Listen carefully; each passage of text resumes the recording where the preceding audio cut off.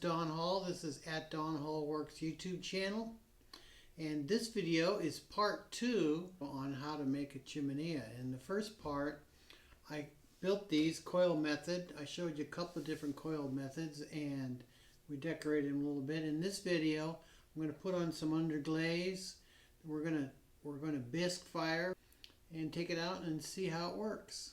So let's get started. The first thing I'm going to do here is I'm going to put some underglaze on all these little screws that I attached. And I'm just using some store-bought velvet underglaze.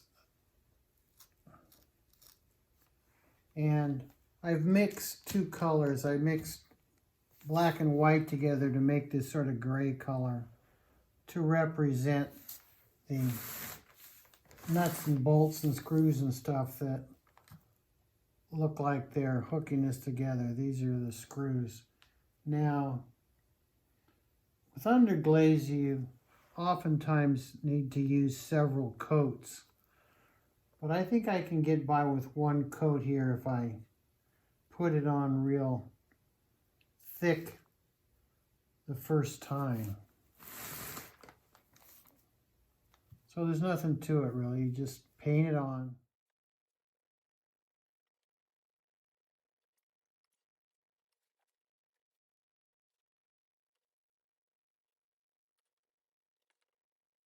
What I'm doing now is I'm going ahead and putting underglaze on all those strips that I texturized all over there's 3 on here and there's a bunch on here. I'm just underglazing them with black underglaze.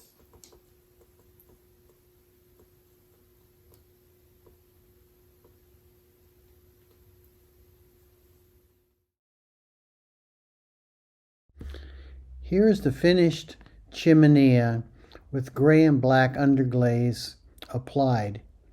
Getting loaded, first the firebox, then the chimney upside down and inserted inside. It will be fired to about 1800 degrees Fahrenheit very slowly. Now I'll wait about a week and then I will very, very slowly start to fire the kiln.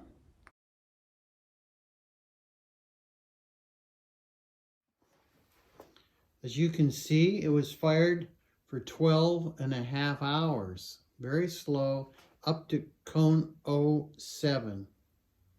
It's time to take the chiminea out of the kiln. It looks good from here. Here's the chimney. Looks good.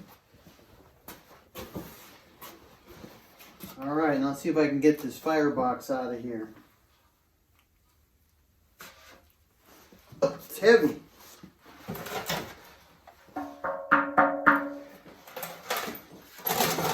Seems to be in one piece.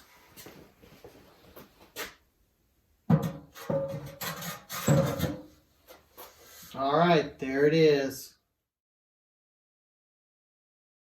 I raised it up off the ground with a ceramic base and I put a couple of fire bricks inside to protect the bottom from the heat.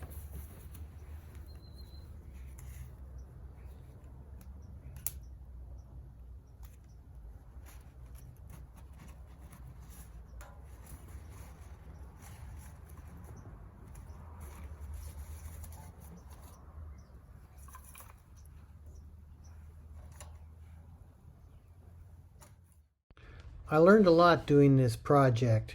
It seems cracking is a big problem caused by thermal shock during use. I recommend using earthenware clay with extra grog or even sand added to it. Also, lifting the firebox up off the ground seems to help the cracking as well. I hope you enjoyed this video. There are lots more how-to videos on this channel.